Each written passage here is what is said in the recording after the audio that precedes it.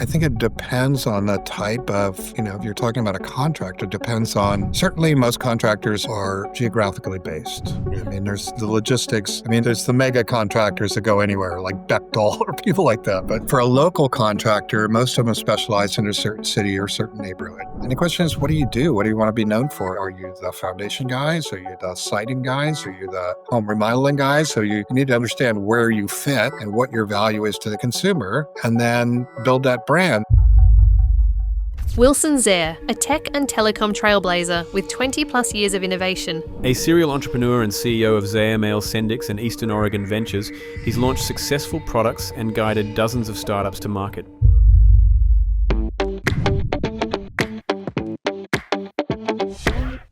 Wilson, welcome to the SiteShed podcast. Thanks, Matt. Glad to be here. Thanks for the opportunity. Absolutely. I'm excited today to talk about some lumpy mail, as we call it here, or a bit of direct mail, as opposed to what we typically talk about with trades in relation to digital marketing. Okay.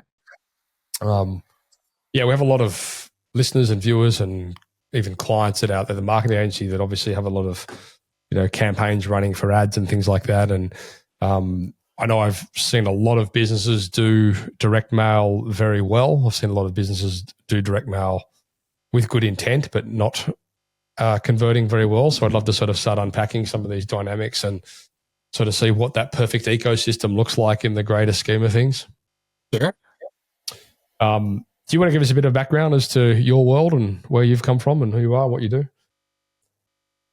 How far back do you want to start? I'll leave that up to you. Okay.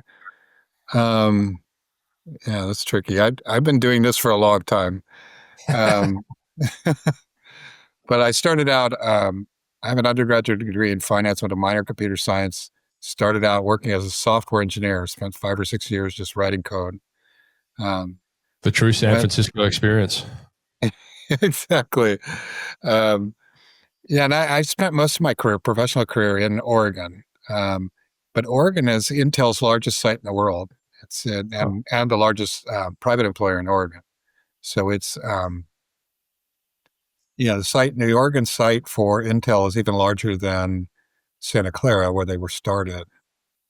So so there's a lot of software companies that are in the Intel ecosystem, Intel Microsoft ecosystem here in Oregon and in Washington. Anyway, at some point, I went back, got my MBA, went into marketing. I did strategic alliances for a software company called Cadre Technologies. Then worked for a company called Sequent Computers, managed a global relationship with Oracle Corporation, which is a $300 billion business for us, give or take. And then Did you say Sequent? Sequent, yeah. Sequent Computer Systems. My mum used to work for Sequent in Sydney. Oh, nice. Yeah. Sequent was a big deal at the time. It was a spinoff from Intel. We did symmetric multiprocessing computers. It turned out that was the best computer in the world at that time to do relational database applications.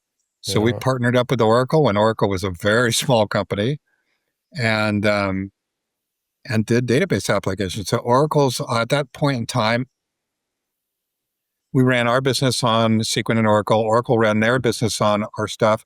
All of their development was on Sequent, and all of their largest customers in the world were running on Sequent. So that's why it was such a big business for us. And one of my jobs was to do strategic planning and alliances, and I set up meetings with Larry Ellison and our CEO, Casey Powell at the time, and it worked out very well for Oracle, clearly, and for Sequent, which was eventually, Sequent went public, almost $1 billion in revenue, and then was acquired by IBM. Yeah. And just another spot, trivia is that the spot that we were located in Beaverton, Oregon, is right next door to Nike's campus. And so Nike has since swallowed up all that space. So is that right? What was once Sequent, and then IBM is now Nike. I mean, there's no slowing those guys down. Sure. Yeah. It's another amazing Oregon success story, Phil Knight. Yeah, exactly. Phil Knight was, I have another connection to Phil Knight. We can talk about that sometime. But what's funny, actually, when I was mentioning to you offline, that I spent a bit of time in Oregon and Washington State, and my friend's wife was a surgeon at the hospital. Huh? And we went to a presentation night, and the guest speaker there was Phil Knight. And so I Sure. actually got to meet him. It was 20 odd years ago, but yeah, I got to meet Phil Knight in Oregon, which was kind of cool. Yeah, Phil Knight is, they do the Knight Cancer Institute. So he's a big donor to Oregon Sure. Health Science University. And then they've got this institute, which, by the way, is on a piece of land that used to be Sequent Computers. You're too. right. Well, and the other funny connection is that before Phil started Nike, he spent a brief amount of time as a accounting professor at Portland State University, Okay. where I went to school. And so my advisor, knew Phil Knight. And so I actually worked on a project for Phil and for Nike called Age of the Pacific, and did some lectures and some other programs. And I got an honorarium at the Nike store. And so over the years, I've connected with him on a couple of different times in different contexts. I used to, sometimes he lived in the same neighborhood or just over the hill from where I live. So I would see him on the way to work too, in little red NSX, Sure. If for any of you guys out there that are interested in that whole Nike story, there's a great book called Shoe Dog, which Sure. it's a very, very good read. Yeah, Top 10 read, one of those things. It was brilliant. They made a movie on it, actually, I'm pretty sure. It wasn't called Shoe Dog, it was called something else, but it's very good. Oh, no, there's something like that. There's been 2 or 3 books written about it. It's a great story. I mean, Phil Knight was a track and field athlete at University of Oregon, and Bill Bowerman was his coach. And between Phil and Bill, they started Nike. I think Bill's gone now, but Phil still is guiding the company, and it's as you know, it's done very well.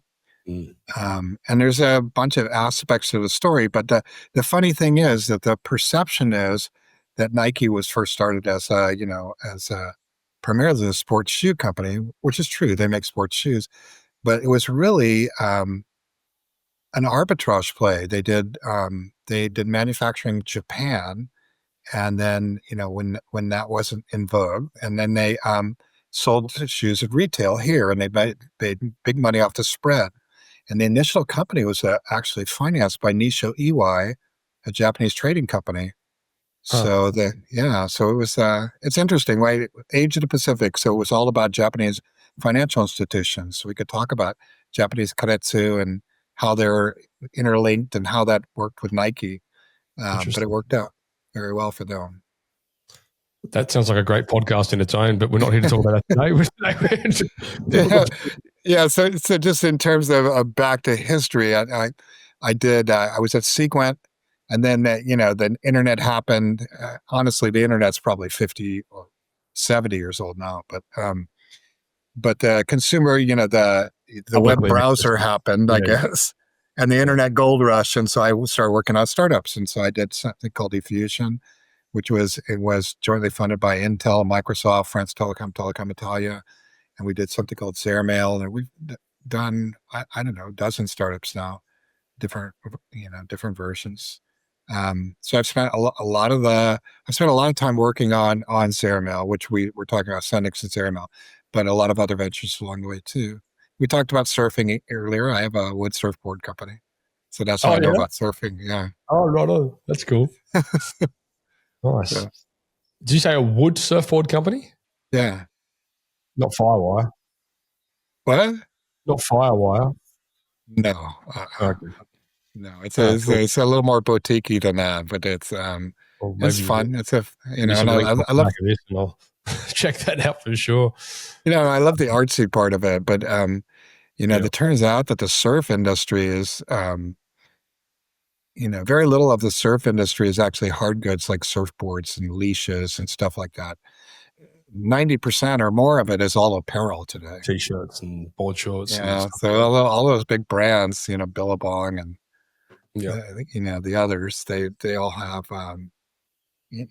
they're selling clothing and suits and stuff. Everyone can wear a T-shirt, but not everyone can surf a surfboard. That's for sure. Yeah. Well, you're just buying into a lifestyle, and unlike being a Harley guy, you don't have to buy a motorcycle. Exactly. So let's talk a little bit about direct mail and how you got into that and what that whole world. Yeah, the way we started out on it is, I've spent my entire career in software and at this point now, internet applications. Although in between startups, I teach at the university level too. I usually teach marketing, entrepreneurship, finance, and business strategy. So Just an overachiever, aren't you? yeah, sometimes. Yeah, I feel differently about it on different days, I think. But all in all, it's been good. So when working on the internet, we really have focused on software solutions in a space we call convergence. So so we have internet, which is content rich, was immediate, which is connected. And then we have a whole bunch of legacy applications, things that have served industry very well. And most of what we do is business to business. So it's, we look at applications that have served industry well, but somehow they're not connected to this, what at that time was a new medium. And so if you look at diffusion, it was voice over IP, which was really convergence between the internet and the public telephone network. And some of the technologies we created there are still being in use today in tools like Skype and others. I mean, this would be a variation of that, surely. Exactly. Yeah, exactly. It's a similar technology. And then Zairmail really was working at convergence between the internet and the postal service, really, U.S. postage mail. And we started out doing mail thinking, we're technology professionals. It's mail. How hard can it be? It turns out that we thought that about the public telephone network too, by the way. It turns out that it's a lot more complicated than it looks, but we've spent a lot of time designing tools to make sending a letter in various forms, whether it's just a personal letter or a direct mail piece or, a notice of some kind, make that as fast and easy as sending an email. And I think to the most part, we've been very successful at doing that. I guess the common, I don't know if it's like a laziness or, I mean, obviously back in the day, pre-internet, which is sort of when I was growing up and going through school and stuff like that, all that stuff was starting to come around, made more publicly available. When I actually did an apprenticeship as a plumber, coming out of school, and there was no digital marketing back then. I mean, I think there was maybe 3 or 4, plumbing businesses that had websites, which was crazy back then. These clunky old, things. So a lot of the businesses, sort of when I was going through that stage, were very still heavily dependent on things like mail out and letterbox drops and these kind of things. And then I feel like over years with the internet marketing and all this kind of stuff, which is kicking off, a lot of that other stuff has been left by the wayside. And truth be told, some of it for the better when you're looking at, as you mentioned before, conversions. But then I see a lot of businesses that are doing this whole direct mail approach with deploying creativity as part of that, instead of just being sort of like letterbox drops, getting thrown into the junk mail sort of world where, they're doing these things quite creatively and they're customizing these packages and they're doing stuff that's really, really does break a lot of the noise. It's kind of flipped the other way now. Like a lot of the junk mail you see is online marketing, and a lot of the stuff you get in your letterbox is like, oh, that's kind of cool. Yeah, I think there's that effect to it. I mean, for me personally, as as kind of a marketer, and after my software career, I've spent most of my career in marketing and strategic alliances. As a marketing professional, I just think of them all as tools. I mean, it's not direct mail or digital. It's some combination of all of these tools, depending on what product we're offering, who we're trying to reach, and what the customer journey looks like. And different tools have a different role to play in that journey. Mm-hmm. And so we need to think about, I mean, if we're in marketing and we don't understand how direct mail works, we're at a distinct disadvantage. Before I did software engineering, I actually went back, started college a little late. I spent time as a mechanic.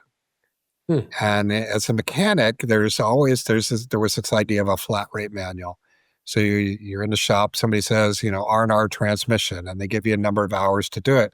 And if you can do it in half the time, you still get paid for that number of hours. So you make twice as much money. And the way you do that is by having the right tools in your chest, right? And knowing how to use them. So there was always an advantage to having the skills and having the right tools to do the job. And I've kind of taken that with me, that thought with me along my career journey.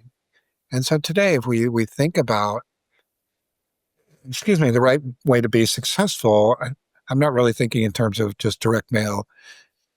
Sorry, I got a scratchy throat. So do I. It's okay. I'm not just thinking about the right way, just using digital or using email or using AdWords or using direct mail. I'm thinking about the customer and what what the journey looks like and what's the best way to help them find their way where we need them to go. So, and I can give examples of that if you want. Yeah, I mean, I've got some ideas on that myself, but I'd love to hear some examples from you. Right. Well, to set the foundation, I mean, there are some things that direct mail does that is, by the way, if you think about our business, Zairmail, we use all different tools too. We use direct mail, but we also use email. We'll use AdWords. We'll use a variety of marketing tools to make our business successful, as I think most businesses should. But there's some things that direct mail or mail do that no other medium really does very well. So first of all, direct mail reaches every household and business in America, probably maybe in Australia too. But certainly here in the United States, it's 6 days a week. So not every medium has the opportunity to do that. Secondly, it's proactive communication. I don't have to wait for people to find me. I can reach out and touch them at every household and business in America. Thirdly is precise audience targeting. So the demographics, direct mail has been around long enough that the demographics are very well developed. So if you want to try and reach Jewish dentists in New Jersey that have done a mailing in the last 6 months, we can find that list and we can connect with those people. That is very hard to do online.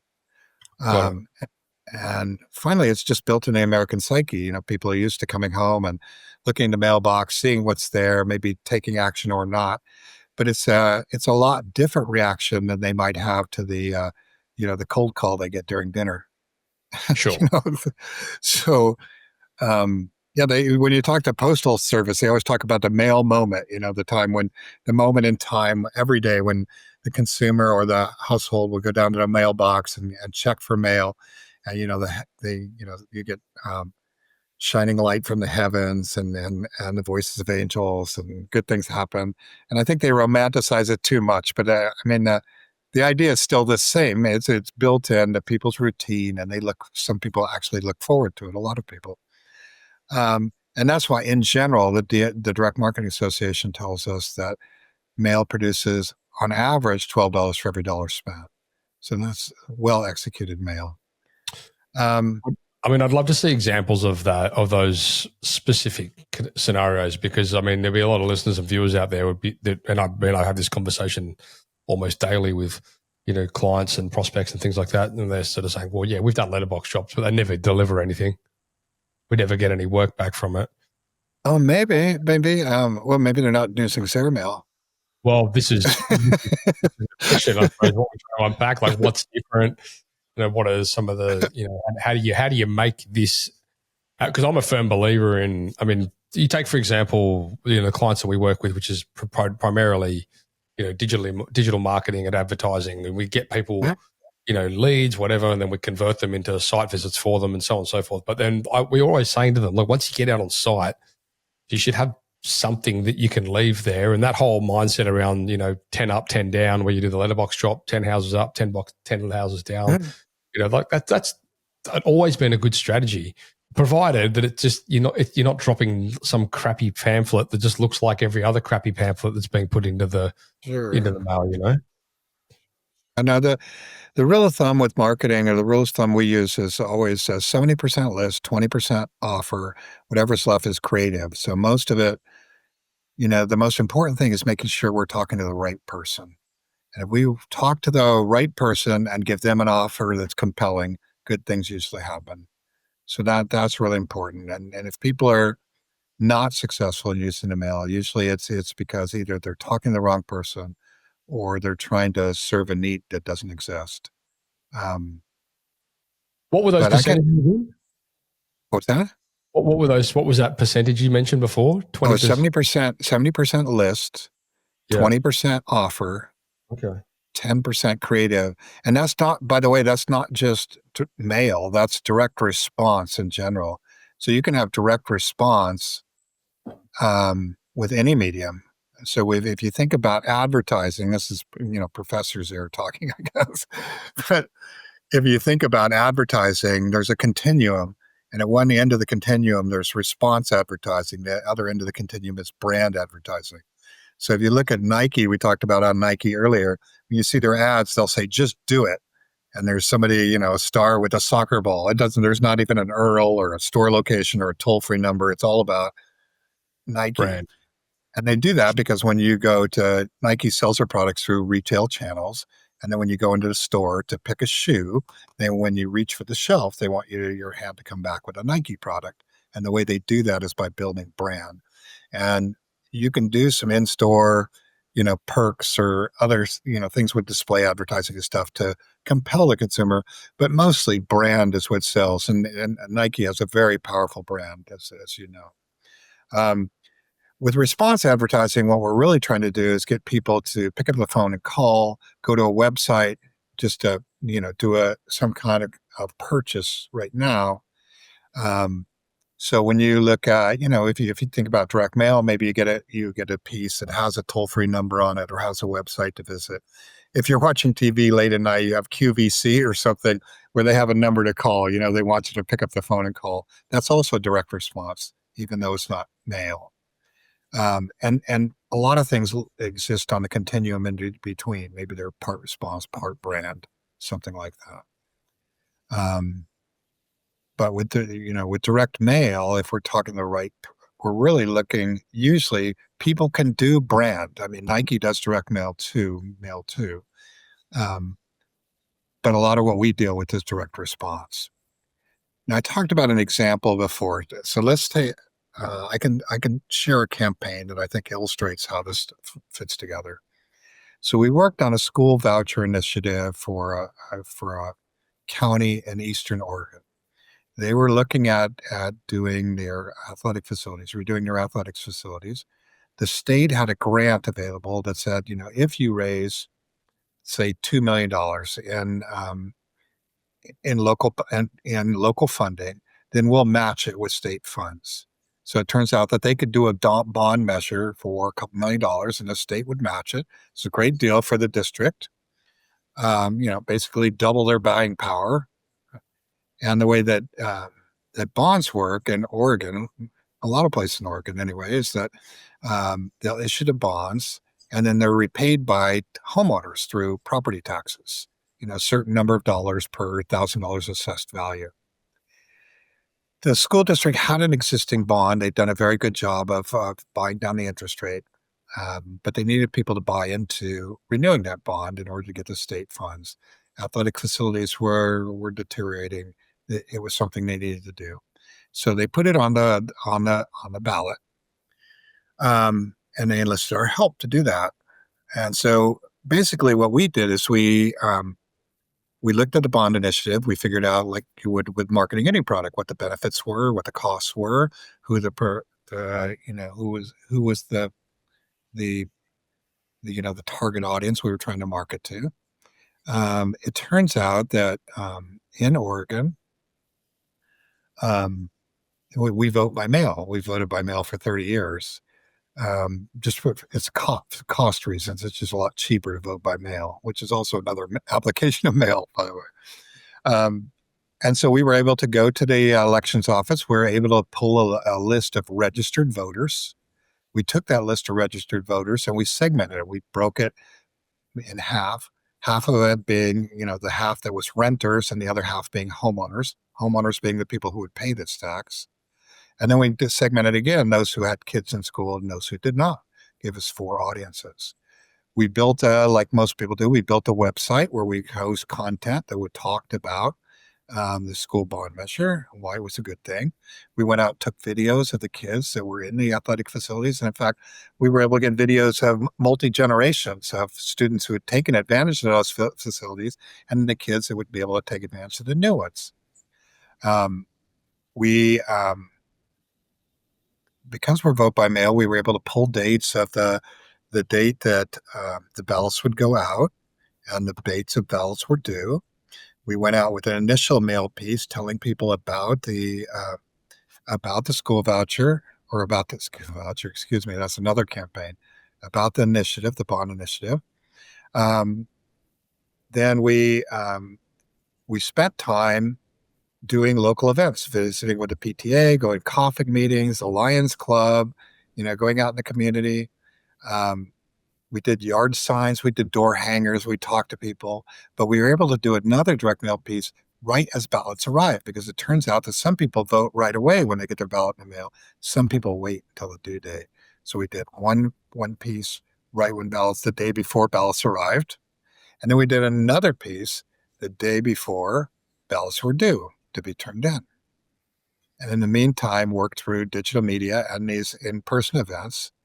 And the last time they did one of these voucher initiatives, or the voucher initiative, it keeps coming back to that, another one of these bond initiatives, they stayed up all night waiting for it. Eventually passed by a couple of votes.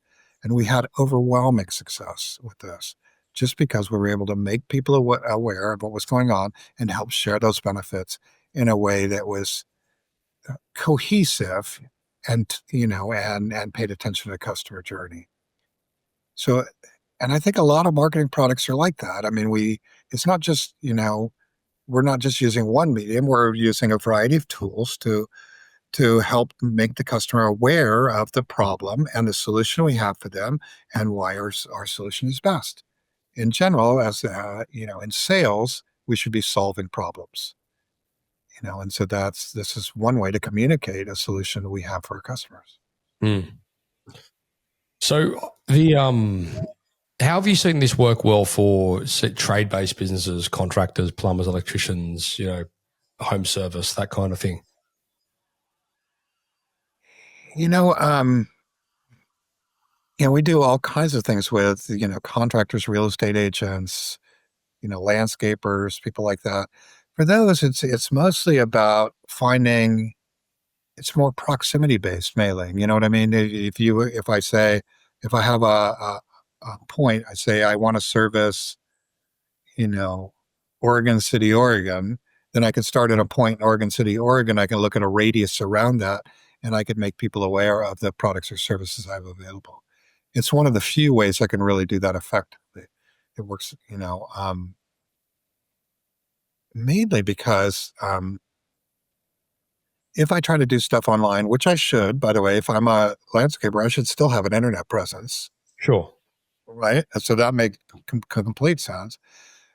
But in terms of having a way to proactively reach out and touch people in my service area, especially with a special offer, or if I've got something unique to sell, there are very few ways to do that cost effectively. But direct mail is one of them. When we talk about like unique offers and things like that through mail out, how would that be different to the offers that you might see in, digital advertising through Meta or something along those lines? Through which? Through Facebook, Meta. Oh, got it. Meta. I think that, the ads can be similar if we can target people in that way. I mean, it's for example, think about realtors. Forever, realtors here have been doing for sale, just listed, just sold kind of postcards, right? If they list a house in a neighborhood, they'll reach out with a postcard campaign to all of the neighborhoods surrounding it to let people know it's for sale, because, oftentimes friends want their friends to live in the area, and it's a great way to get the networking going. In addition, when you've been successful selling a house, you want people to know about that. So when they list their home, they're going to call you. Um, Trying to do that with Facebook is very difficult because the geographic targeting on a street level is very limited, and the home targeting is very limited as well. You can use tools like there are things like Redfin and Zillow here that cater to people that are looking for homes, but people have to come find them. They can't find the prospect. So, I mean, I don't know if that really answers your question or not, but this idea of geo-targeting and proactively reaching out to touch people are key I guess advantage. Yeah. Go when I ahead. look at, say, mail that I get from real estate agents in in the mailbox in the area or whatever, it's not so much like offer based, it's more case study based. It's like, we sold this house, do you want that thing too, kind of angle, right? Whereas when you're getting flyers in the mail for, plumbing, electricians, like, we're a 24-hour emergency plumber, we do A, B, C, D. And it's like, okay, great. Like, Right. it doesn't, it's kind of two very different things, Right. Well, with any kind of advertising, no, not just direct mail, with any kind of advertising, you have you can choose the approach you're using to sell a product or service. You can use humor, you can use sex appeal, you can use education, you can use some offer immediate response. I mean, we have a choice, and I can see some people saying, yeah, if you're looking to list your house, we just listed one down the street, and here's what that looked like. We were successful in 30 days. We could do that for you. Sure, I could see that being successful. But there are other ways to, in that case, you're talking to somebody who may or may not have an immediate need. So are we going to build brand? So when they want to sell their house, they're picking us. Or are we going to try to get people to list their house today? Those are different things, and they're going to require a different approach. Sure. I mean, sorry, would there be, what are some real world examples then of, I suppose, examples that you've seen in the past of trade businesses that have done, direct mail well, that's had a good conversion? Oh, we see examples all of the time. I think on a small scale, we have realtors who we work with that are in markets where housing is maybe tight, and they'll go out to a letter to they'll have a client that wants a house in a specific school district or a specific neighborhood, and they can pull all the residents of that neighborhood, and they'll go out with a personal letter and say, hey, we've got a client interested in a home in this area. They're willing to pay. They're looking for a home with these kind of dimensions. They want to pay in this range. They're willing to pay cash. Are you up for it? Yeah. So very much personalized as opposed to like a flyer in the mail kind of thing. Personalization, what the research shows is that we usually get an uplift for personalization. We usually get an uplift for color versus black and white. We'll get a small uplift for a live stamp versus just a plain indicia. Indicia is a little box that says U.S. postage paid. Yeah, sure. But there are things that we can use to increase our response rates. But the primary thing is make sure we're talking to the right people. And if there's an offer, that works great. We talked about information too. I can give you an example of that. I mean, one of the big applications is mortgage marketing. And so if I can, in an environment where there's low interest rates, I can use my underwriting criteria to pull homeowners that have specific interest rates, and qualify for a new loan, and sell them cash out refis, which is good for the consumer. And I can see you've got a loan that was X amount that you took out at this time. Look, the interest rates have fallen. Now they're this rate, and you could turn your payment of this amount into this amount. And we know what all those numbers are. We can put them right in the direct mail piece, and it could be personalized for every recipient. So somebody would open it up and say, hey, look, I could save $200 a month. I'm down for that. Yeah. And I guess that whole approach, maybe this is where a lot of businesses fall over with direct mail, is that they sort of go for more of the shotgun generic approach rather than like spending the time to customize and actually make that initial engagement or that first point of contact, that first envelope they open, make it very, very well customized to that individual. Sure. Yeah, no, you can, because that's one of the advantages with mail is that we do have access to the data, very detailed data. So we can be very specific to a recipient.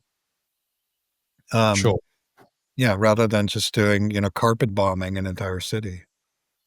Yeah, because I think that's probably where most people sort of like have bad experiences with it. It's just they just do the noise marketing, like the flyers and whatever. I mean, and look, for better or worse, there's probably pros and cons to both. Like a lot, like for years and years, decades, like plumbers and electricians have been delivering things with fridge magnets or bottle openers and like those kind of things. So people like it lives on the fridge or whatever it might be, Sure. Maybe that works, maybe that doesn't. It obviously used to work quite well, but with technology and internet and stuff like that, perhaps those conversions haven't been as strong. But I think probably the message I'm hearing is even just the brand awareness and the consistency of it might be something that gets neglected. Right. Well, so you mentioned an example of plumbers. Plumbers have a unique issue in that, most people they're going to reach out and touch don't have a broken pipe today. So you need to build brand awareness and brand preference. So when somebody does have a broken pipe, they call you. For years, one of the most powerful advertising mediums used by things like plumbers and electricians was the yellow pages, Right. which of course don't exist anymore. But the stats were overwhelming. Something like 80% of the people that look for a product or service in the yellow pages actually went on to purchase a product or service like that. Sure. So a lot of plumbers would spend their entire advertising budget every month on yellow pages. But of course, yellow pages don't exist anymore. And the equivalent of yellow pages today would be something like AdWords, Google's AdWords product, which is why that's so big. But the problem with that is that once you're in that mix, there's a ton of competition and noise too. So how do you isolate for that? Somebody goes on and they say, plumber in Lake Oswego works on Sundays, and they get a list of 400 people, including the ones that are an 800 number that send your name to a bunch of other people. And at that point, the person who calls you back, they're kind of just shopping price, right? At that point. Yeah. And so maybe that's not the ideal customer either. But if you wanted to build a rapport with a customer and you had, like any other product or service, you want to have a unique product offering. It's, marketing we call it differentiation. So this idea that we need to be different, but different in a very good way that's important for the customer. And if we can build a brand based on that differentiation, when people have a problem, they're going to call us. And of course, having that your name on the fridge is helpful in that case. What are some examples that you've seen of like creative offers that do stand out within home service? I'm putting you on the spot here. Yeah. I've seen all kinds of things. Something that, there's a lot of marketing. I have to take a step back. So there's different tools we would use even in direct mail. So in the mail. So, there's a lot of people do postcard marketing. So we talked about realtors and postcards. A lot of people do stuff with letter mail. And the difference has to be with the number, the amount of, it's a bigger discussion, but the simple answer is that how much information I have to share and how much of that information needs to remain private. If I'm talking about somebody's home mortgage and payments and amount, then probably that belongs in an envelope. And if I'm Right. talking about home services, yard repair or real estate agent, I can expose more of that to the world. But when I have a postcard, I'm going to get, it's like a little billboard in the mail. So I'm going to get an immediate impression. And how do I make that impression last? If somebody's got the need and they pick it up and they dial the toll-free number, maybe I get a conversion right away. But if I don't, how do I make that offer linger? And so that's where your comment comes in about getting on the fridge. If I can, you see people do football schedules or recipes or family photos or all kinds of things like that, something useful that may have extend the life of the mail piece in the home. We've got a client right now working on stickers it's a referral system that's been pretty successful for them. Okay. Stickers that they give to their clients to give to other people? Um, yeah, it's a sticker. It's a referral based system where a provider would belong to a network, and so as they network with other providers, they're connected to the clients of other providers. But the sticker is for this referral service that connects all of these providers together. But the provider that sends it gets their picture on it, but it connects them into a network. So it's it's an interesting offering. But There's something similar out here called BNI, which is like business networking. Something. I've seen BNI. Sure, that's here too. Yeah, it's there, and they sort of they operate in a similar way, I guess, where if you're a part of a BNI, then you are responsible for representing all the other members of the BNI for various things, and there's all these KPIs you've got to hit and all this kind of stuff in the sense of how many meetings you make each month and all this kind of carry on, which it's good and bad. I think it helps like some businesses get going, but it's kind of a hard thing to scale. Yeah, no, and the BNI does more networking meetings than BNI here. Networking meetings and places where people can get together and talk about prospects, opportunities, successes. And this is more of this is similar to that in some ways, but it's more of a referral network. It turns out, I mean, I do this too in my own home. Over the years, I've developed relationships with providers. People do painting or landscaping or other things.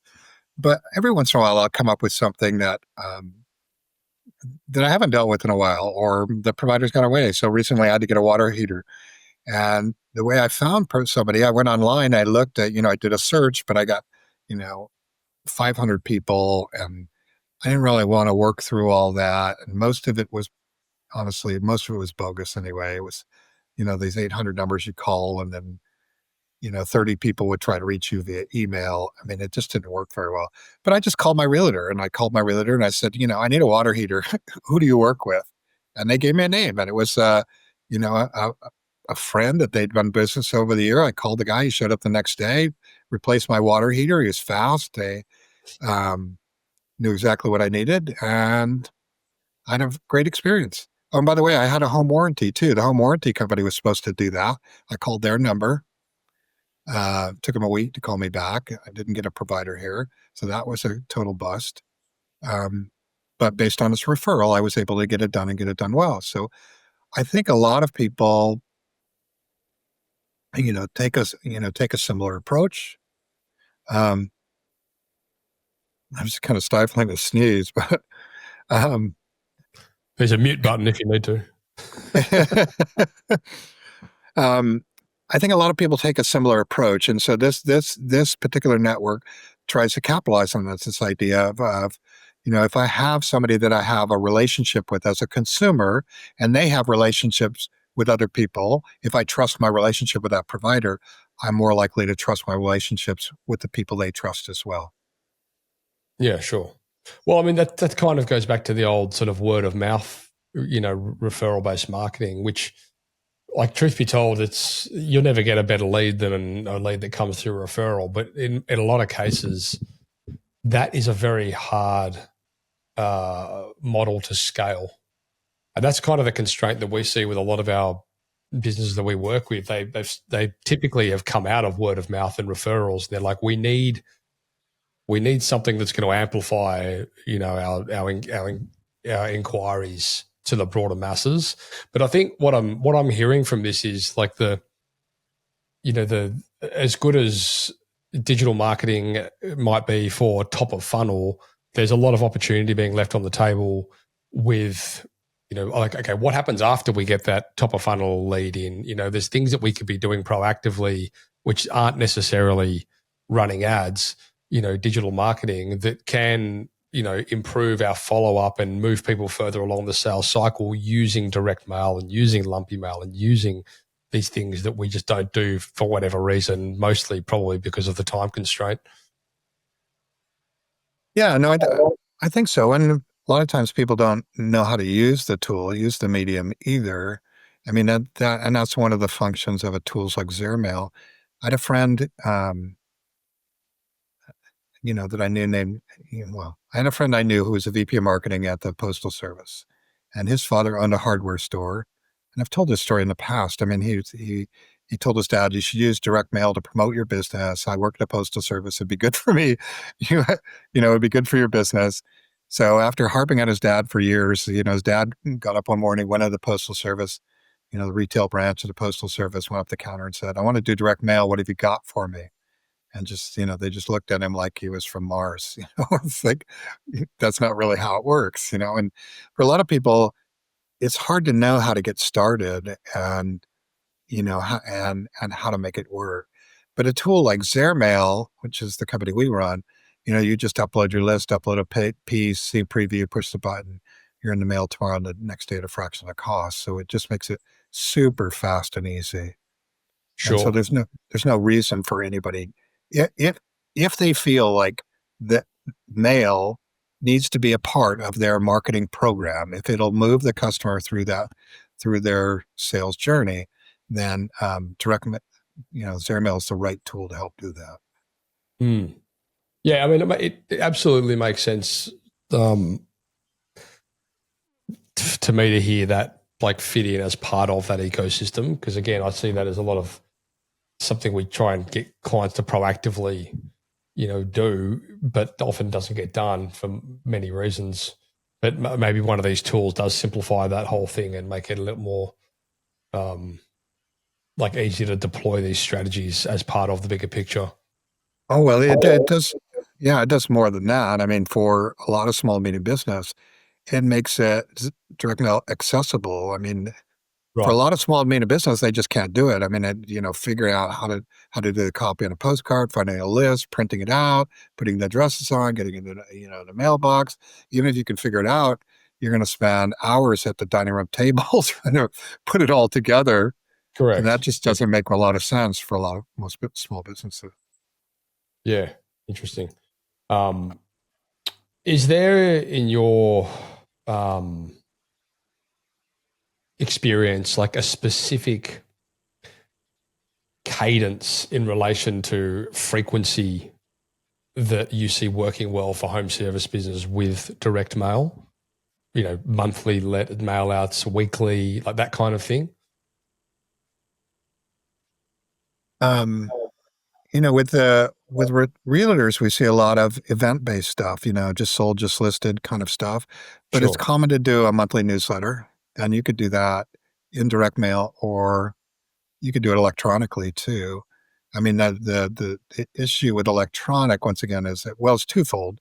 It's deliverability and reach. So with email, which we do email marketing here too, I mean, but we also know that something like 30% of email, legitimate emails, never delivered, right? So first of all, we have a problem connecting to people. So if I have a whole neighborhood, the chances of me finding an email address for everybody in that neighborhood is very slim. So this is okay. So you're referring, I suppose, to emailing a seemingly cold contact list. I would imagine with a 30% non-open rate.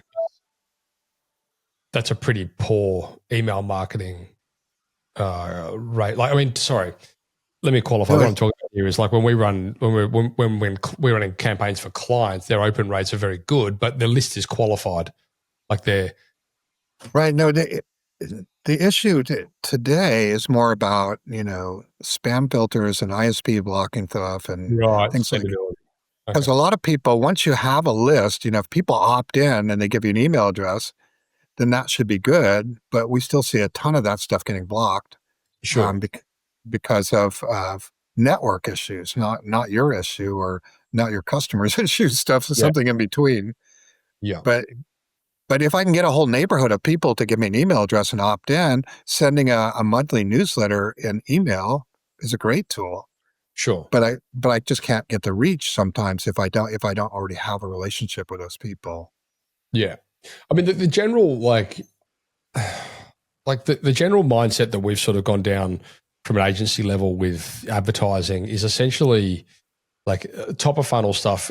If you're going to run ads or whatever it has to be to get the contact details into a CRM, where then you can nurture, educate, engage with a certain frequency through, SMSs and emails and things like that.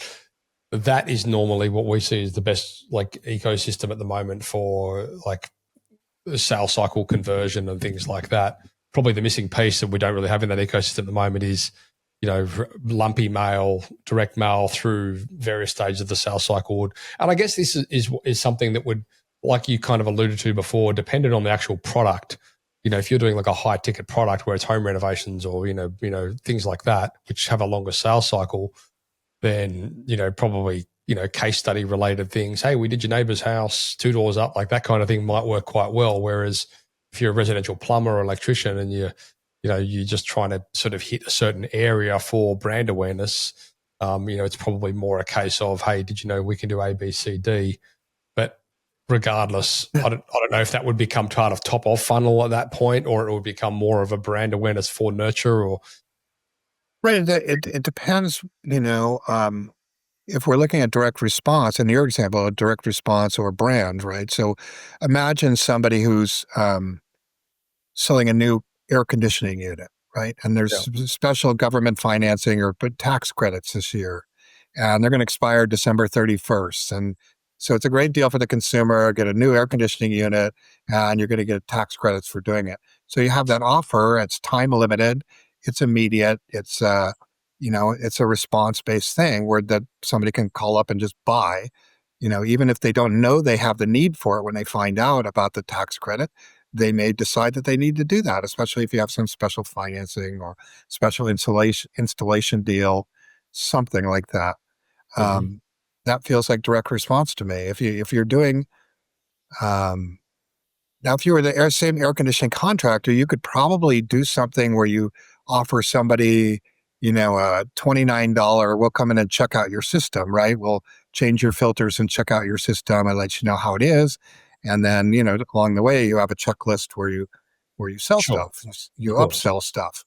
Beyond that, if you just want to be their air conditioning provider of choice, then it's all brand awareness, if you've got this kind of problem, we're the guys. And in order to do that, that's going to take repetition as you're getting to, I think.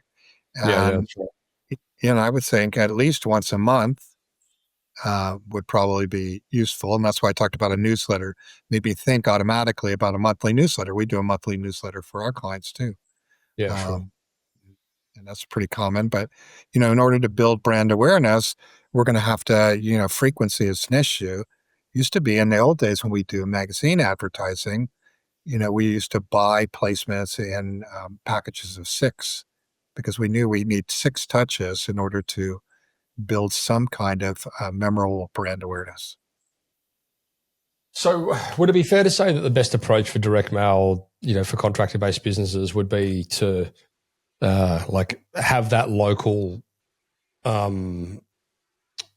like geographic sort of approach, keep the message clear, personalize it the best you can,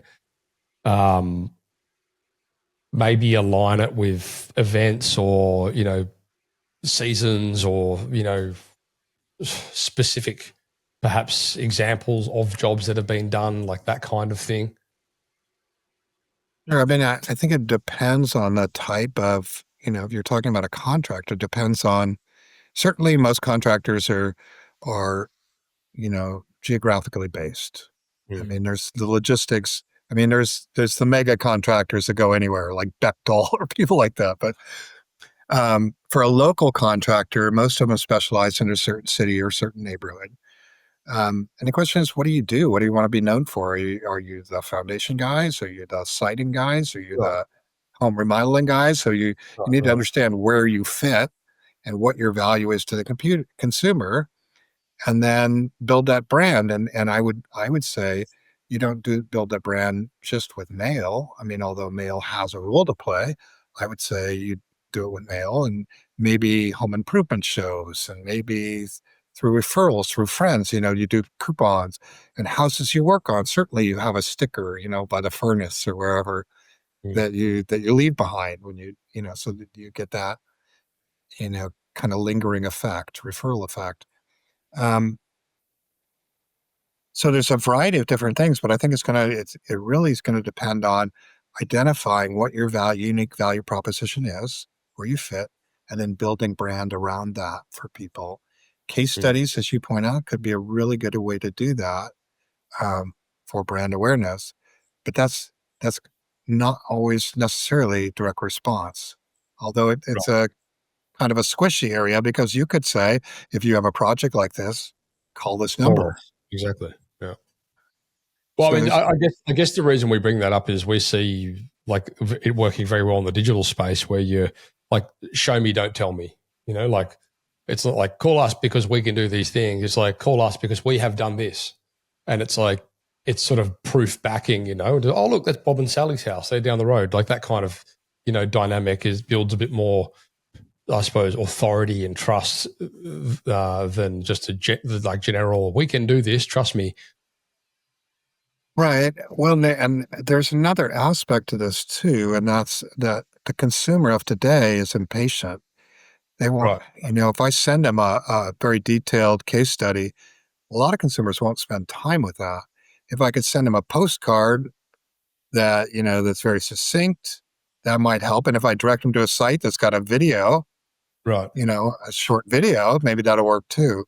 But Learn we more. also have to be cognizant of the idea that, in that back in the old days, I'm not sure the old days. I'm not sure if this is true locally for you too, but here they had an organization called Publishers Clearinghouse. And Publishers Clearinghouse would go out with these magazine subscriptions, I think is what they were trying to sell. But they'd go out with a 6 or 8 page letter and they would they try to do these uplifts and Johnson boxes and all these different things in the mail. And today, if I look at our base, most of what goes out is 2 pages would be very long. Most of the Right. letters that we send out are a single page because consumers just won't spend time with it. Sure. And Yeah. No, postcards.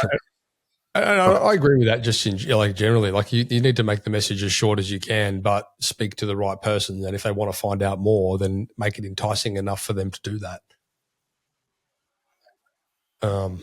Yeah, interesting. And once again, it doesn't have to be mail so you can have a website and you could have videos, YouTube video connected to a website, and you could do a postcard that drives people back to the website and back to the video. So all those things can work together. And that kind of a multimedium campaign is the kind of thing we see being successful today. Just like the bond measure I talked about. Yeah. Yeah, absolutely. I mean, there's no... You'd be silly to do a mail out that isn't driving someone somewhere as a next action. Click on this link, scan this code to do the next thing, book your meeting, book a phone call, like whatever it might be. Watch a video, as you mentioned, and that also gives you data points, right? When we're talking about like customer profile and, the client rating or lead rating or whatever it might be, you can use those indicators to help you qualify that lead further and further. Sure. Well, just things like credibility. I mean, you send it out, somebody sees the story, like, who are these guys? And they look at your website, and they say, oh, a BBB, they belong to a Better Business Bureau. They've been around 25 years. They offer financing. That's all good stuff, right? I think I will give them a call. Yeah. And you raise a very good point there and I think this is one thing that we see as well with a lot of businesses. They don't necessarily consider the ecosystem of what that potential customer's journey might look like beyond the point of that initial contact. So like we know statistically, like they're going to go to your website, and a lot of businesses that, work in the B2B, referral space as well. There might be, say they're contractors that work in mines or something, and they might get an introduction to another mine through a client of theirs, whatever it might be. But they need to understand that before they're going to get that phone call, they're going to be doing their research. And you need to, like, you live in a world where you have this opportunity and truthfully responsibility to back up your claim and make it the best possible experience when somebody does hit that asset. Because like we just see pretty much, it doesn't, letterbox drop, mail, like ads, SEO, whatever it might be, it's all today kind of steering back to a website which you own and control at some point, or a web page anyway. So some kind of web presence for sure. Yeah, I mean, which is, and that's just something you just can't really neglect anymore. Like, it's something that you have to put the emphasis into to improve your conversions. And it's not always an obvious thing. It's not like, you click on an ad, you get the phone call, there's your conversion. Like some of these things are very hard to measure, but we know they work.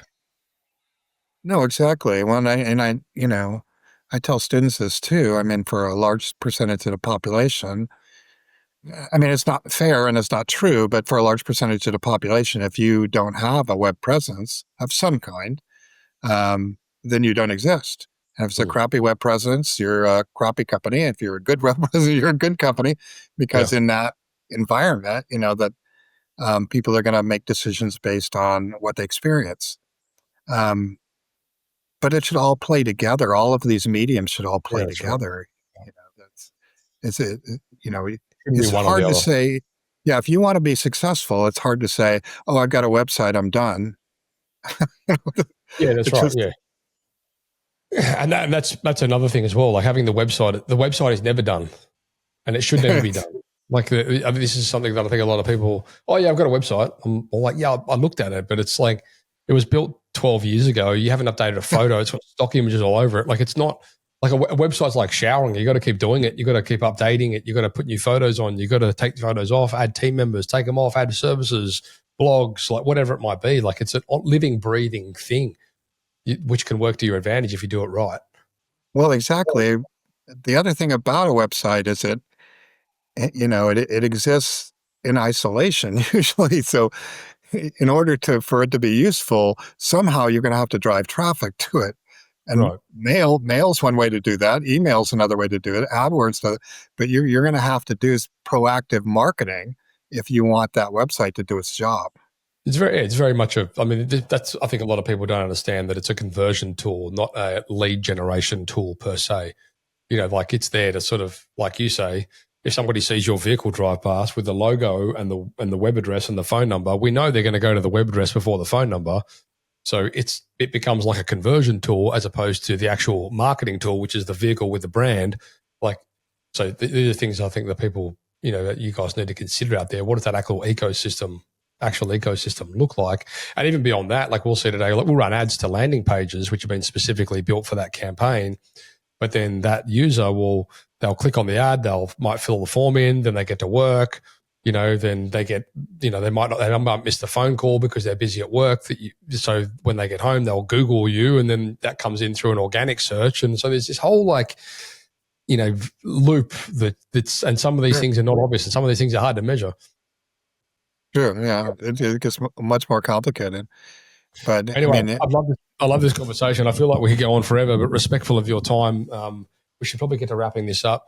But where's the best place for people to get hold of you, Wilson? The best place is through Zairmail. So if you go to www.zairmail, that's like airmail with a Z on the front, .com. And we have a toll-free number. We're happy to talk anytime. So if you're outside the United States, there's a direct dial number, so you can still reach us. Email works. You operate globally? What was that? You operate globally? Sure. Yeah, most of the mail we do is produced and delivered in the United States, but we have lots of clients that are trying to sell in the United States or reach people in the United States that are from somewhere else in the world.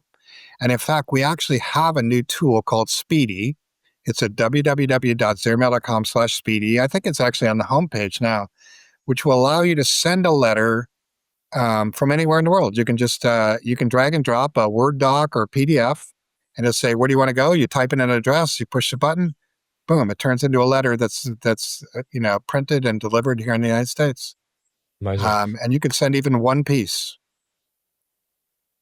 And are there services that would send mail to Australia, New Zealand, Sure. Canada? Sure. Yeah, no, we do Canada too. We do the US and Canada. Actually, Yeah. you can do Zairmail to do us things like Australia, but you'd pay international postage. But if Sure. somebody needs a local partner, they want it produced and mailed in Australia, we can help them find that partner. Yeah, that'd be cool for sure. Yeah. Maybe we'll riff on that offline and put some links and stuff in the show notes once it's ready. Let's do that. Yeah, no, happy to help. It's right. Yeah, we work with all kinds of different partners, but we do have a significant number of international customers. Sure. That just use our site to mail in the United States. Great. Well, look, thank you so much for your time. It's been awesome to chat. This has been very useful. The big takeaway for me is, I suppose, that whole integrating this direct mail piece of the puzzle into strategy throughout various stages for businesses. I think that's probably a lot of opportunity that I'm definitely going to put some time into unpacking further for our clients, and hope you guys learned something from that out there as well. So yeah, Wilson, thank you so much for your time, sharing your expertise. If you guys got any more questions, I'm sure I can ask Wilson to come back and answer some of those. But yeah, that's been great, mate. Thank you. Thank you. Yeah, no, thank you again for the opportunity, Matt. I appreciate it. And hey, we're happy to anything we can do to help out. And if anybody wants to talk, we're always happy to talk. Great. Thank you, sir. And listeners, that's a wrap. Hey guys and girls, how would you like all of the value adds left behind from our podcast guest all put together in the one spot? We've pulled every tool together, every template, every resource shared on the show, and we've packed them all into the Tradie Academy.